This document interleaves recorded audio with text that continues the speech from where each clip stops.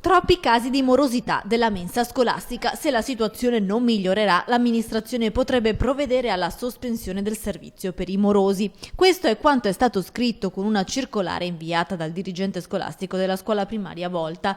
Esplode il caso mense a Padova. Sono oltre 6.500 i casi di famiglie che non sono in regola con i pagamenti delle quote per il servizio mensa, provocando così un buco di circa 2,5 milioni di euro nelle casse del comune.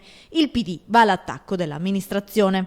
La novità che ci ha veramente stupiti, di cui abbiamo appreso notizia ieri, abbiamo anche potuto visionare, è una circolare che un istituto comprensivo con una dirigente scolastica si è sentita in dovere, in forza di questa delibera di giunta, di inviare a tutti i genitori. La sospensione del servizio mensa è prevista dal regolamento degli asili dal 2009 con la giunta Zanonato, replica l'assessore Sodero.